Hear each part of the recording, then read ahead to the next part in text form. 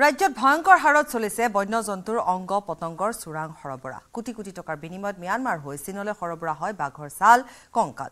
বহিৰাষ্ট্ৰলৈ বন্য জীৱ-জন্তুৰ ছাল সৰবৰাহ কৰাৰ সময়তে সীমা শুল্ক বিভাগৰ জালত পৰিল দুই সৰবৰাহকাৰী। ৰাজ্যত অবাধে চলিছে বন্যজন্তুৰ ছাল, হাড়ৰ চোৰাং সৰবৰাহ। অসমৰ বন্যজন্তু ম্যানমাৰ হৈ চীনলৈ হয় সৰবৰাহ। বাঘৰ ছাল, কংকাল সৰবৰাহ কৰিবলৈ আহি সীমা শুল্ক বিভাগৰ জালত দুই সৰবৰাহকাৰী। ৰাজ্যত ভয়ংকৰ হাৰত চলিছে বন্যজন্তুৰ বেহা। কোটি কোটি টকাৰ বিনিময়ত ম্যানমাৰ হৈ চীনলৈ সৰবৰাহ হয় বাঘৰ ছাল, কংকাল আদি। বাঘৰ ছাল, কংকাল বহিৰাষ্ট্ৰলৈ সৰবৰাহ কৰিবলৈ চেষ্টা কৰি সীমা শুল্ক বিভাগৰ জালত পৰিল দুটাকৈ সৰবৰাহকাৰী। হোজাই জিলাৰ নীলবাগানৰ পৰা ছাল, কংকালসহ গ্ৰেপ্তাৰ দুই সৰবৰাহকাৰী। তথ্য অনুসৰি চীনত প্ৰাপ্তবয়স্ক বাঘৰ ছাল, কংকালৰ দাম প্ৰায় 1 কোটি টকা। সীমা শুল্ক বিভাগে জব্দ কৰা ছাল, কংকালৰ দৰ দাম হৈছিল 80 লাখ টকা। চীনত থকা বজাৰখনলৈ দীৰ্ঘ দিনৰ পৰা অসমৰ পৰা সৰবৰাহ হৈছিল বন্যপ্ৰাণীৰ ছাল, কংকাল, যিসমূহৰ পৰা নিৰ্মাণ কৰা হয় ঔষধ আৰু অন্যান্য সামগ্ৰী। कार्बी आंगलोंग में कुछ लोगों ने टाइगर का शिकार करके फिर उसके स्केलेटन और उसके स्किन को बेचने की तैयारी कर रहा था। तभी हम लोगों को स्पेसिफिक इंटेलिजेंस के बेस पे हमारी जो एंटी स्मगलिंग की टीम है और प्रिवेंटिव टीम है, उनका एक जॉइंट ऑपरेशन हुआ और वहाँ जाके उन्होंने इसको रिकवर किया। बेचने की कोशिश तो ज़्यादातर इन लोग की दूसरे स्टेट्स में होती है या इंडिया से बाहर भी ले जाने का इनका ट्रेंड होता है, जो कि अभी इन्वेस्टिगेशन का सब्जेक्ट है। बट जहाँ हमारा ऑपरेशन है वो नील बगान करके एक जगह है जहाँ ये हुआ। সীমা শুল্ক বিভাগৰ মতে এবছৰ পূৰ্বে হত্যা কৰিছিল ঢেকিয়াপতীয়া বাঘটো। নীলবাগানৰ দুই ব্যৱসায়ীয়ে ক'ৰ পৰা কেনেদৰে বাঘটো হত্যা কৰি সৰবৰাহৰ চেষ্টা কৰিছিল তাক লৈ তদন্ত অব্যাহত ৰাখিছে সীমা শুল্ক বিভাগে। বিৰিঞ্চি কুমাৰ ডেকাৰ report, news 18 Assam North East. জন্মতে পিতৃয়ে ছোৱালীজনীক মাৰি পেলাবলৈ দিছিল আদেশ। যদিহে নামাৰে দীক্ষাক আনক দিবলৈ মাতৃক দিছিল নিৰ্দেশ। কিন্তু সেই ছোৱালীজনী ডাঙৰ হৈ 2024 বৰ্ষত হৈ পৰিল ACS বিষয়া। যেন সমাজৰ মুখা পিন্ধা এচামক দীক্ষাই দিলে কৰ্মৰে দীক্ষা।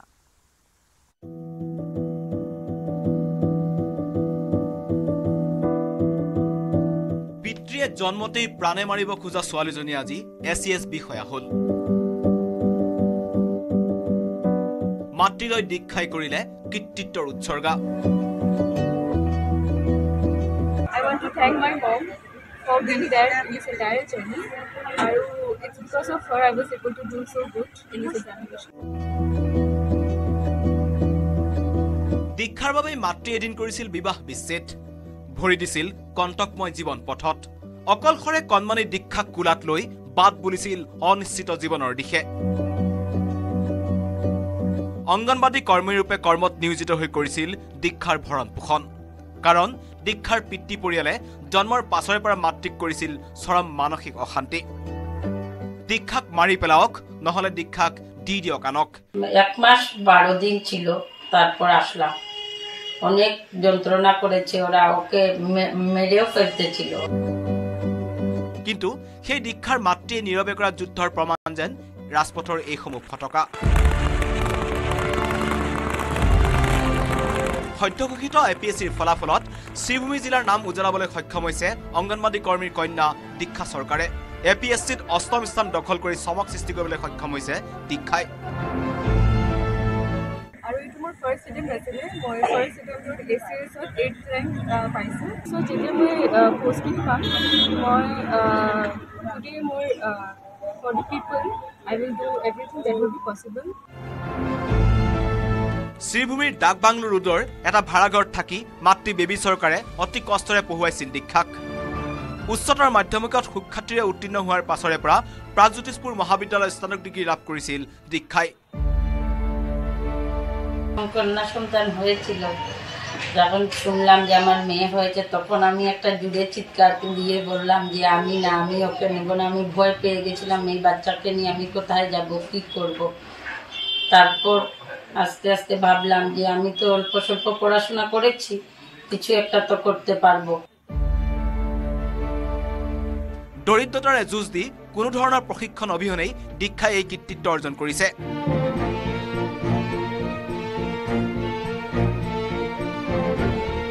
শ্ৰীভূমিৰ পৰা গৌৰীশ নন্দীৰ report, news 18 Assam North east.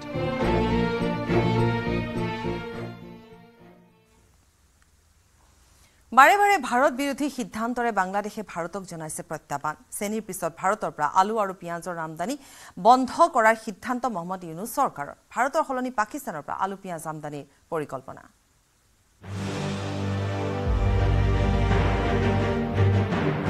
পাকিস্তানৰ চৰণত বাংলাদেশ। ধাৰাবাহিক ইটোৰ পিছত সিটো ভাৰত বিৰোধী সিদ্ধান্ত বাংলাদেশৰ। শেহতীয়াকৈ ভাৰত বাংলাদেশৰ যি দ্বিপাক্ষিক বৈদেশিক সম্পৰ্ক আছিল সেই সম্পৰ্ক তিক্ততাপূৰ্ণ হৈ পৰিছে আৰু তাৰ পিছতে এইবাৰ বাংলাদেশে ভাৰতৰ বিৰুদ্ধে আন এক ডাঙৰ সিদ্ধান্ত গ্ৰহণ কৰিছে আৰু সেই সিদ্ধান্ত হৈছে ভাৰতৰ পৰা আলু আৰু পিঁয়াজৰ আমদানি বন্ধ কৰিব বাংলাদেশে। তাৰ পৰিৱৰ্তে পাকিস্তানৰ পৰা পিঁয়াজ আৰু আলুৰ আমদানি কৰিবলৈ আগবাঢ়িছে বাংলাদেশৰ অন্তৱৰ্তীকালীন চৰকাৰ। বাংলাদেশলৈ পিঁয়াজ আৰু আলুৰ সৰ্বাধিক ৰপ্তানি কৰা দেশেই আছিল ভাৰতবৰ্ষ। বাংলাদেশৰ সিংহভাগ পিঁয়াজ আৰু আলুৰ চাহিদা পূৰণ কৰি আহিছিল ভাৰতে। বাংলাদেশৰ স্বাধীনতাৰ পিছৰে পৰা পৰম্পৰাগতভাৱে এই ধৰণৰ যি বৈদেশিক বাণিজ্যিক সম্পৰ্ক বাংলাদেশৰ লগত অটুট আছিল ভাৰতৰ। কিন্তু শেহতীয়াকৈ যি বাংলাদেশৰ অন্তৱৰ্তীকালীন চৰকাৰ আছে সেই চৰকাৰে ভাৰত বিৰোধী ইটোৰ পিছত সিটো সিদ্ধান্ত গ্ৰহণ কৰি এইবাৰ দুইখন দেশৰ যি দ্বিপাক্ষিক বাণিজ্যিক সম্পৰ্ক আছে সেই সম্পৰ্ক অধিক তিক্ততাপূৰ্ণ কৰি তুলিবলৈ আগবাঢ়িছে আৰু যি ঘটনাই এতিয়া ভাৰতৰ বাবে উদ্বেগৰ কাৰণ হৈ পৰিছে।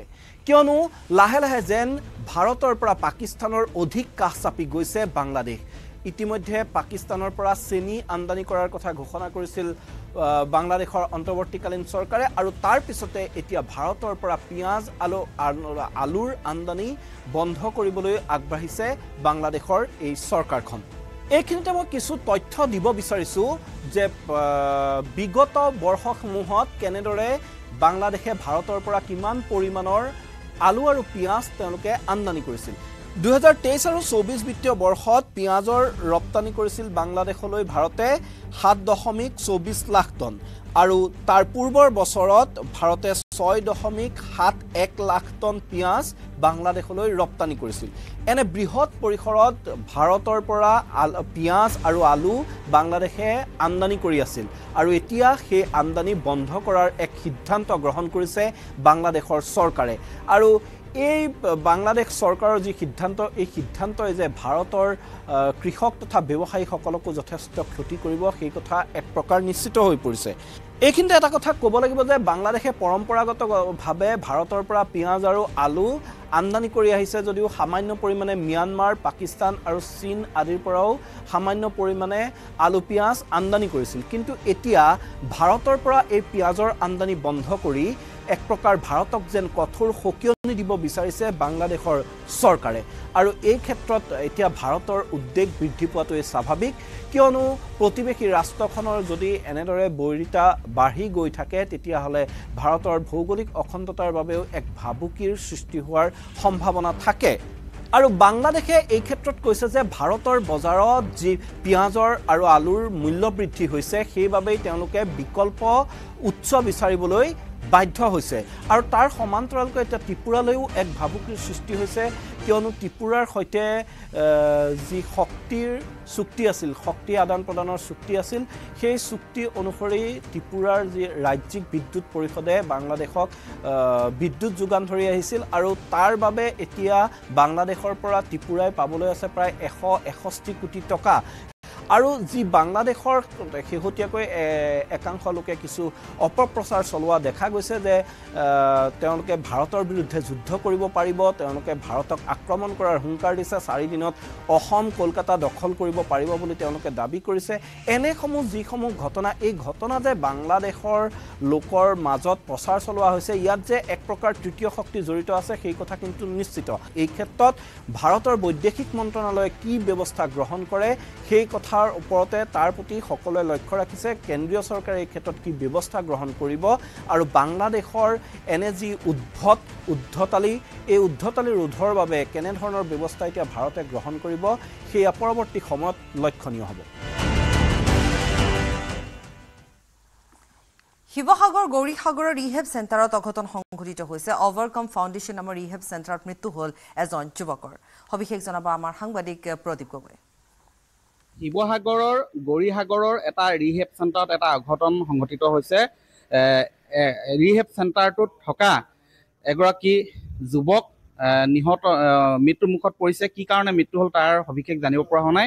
আৰু সেই ৰিহেব চেণ্টাৰটোত আচলতে পলাশ চেতিয়া নামৰ এগৰাকী যুৱকক ভৰ্তি কৰোৱা হৈছিলে 20 দিন পূৰ্বে। আৰু পলাশ চেতিয়াৰ ঘৰ হৈছে শিৱসাগৰ বেতবাৰীত। কি কাৰণে ৰিহেব চেণ্টাৰটোত সেই ল'ৰাজন মৃত্যুমুখত পৰিলে আৰু ৰিহেব চেণ্টাৰটোৰ নাম কি সেই বিষয়ে মই সবিশেষ জানিবলৈ চেষ্টা কৰিম। তাতোৰ কৰ্মকৰ্তাসকল আছে। দাদা, ৰিহেব চেণ্টাৰটোৰ নাম কি? Overcome foundation. কাৰ নেতৃত্বত খোলা হৈছিল? এইটো দীপাংকৰ সন্দিকৈ। ৰিহেব চেণ্টাৰটোৰ নাম কি ক'লে? Overcome foundation. মোৰ পেচেণ্টে হৈ পিছে মোৰ সোমাই থকাহে আজি আহিছোঁ। নাম কওকচোন। কাৰ মোৰ নহয়, ল'ৰাজন নাম যি ঢুকালে তেওঁৰ নাম পলাশ চেতিয়া। পলাশ চেতিয়া। ঘৰ বেতবাৰী। কেতিয়া তাত ভৰ্তি কৰোৱা হৈছে? আজি 20 দিনমান হ'ল। তাৰপৰা কি হ'ল আজি ঘপকে মানে চেঞ্চলেছ হৈ গ'ল তেওঁ।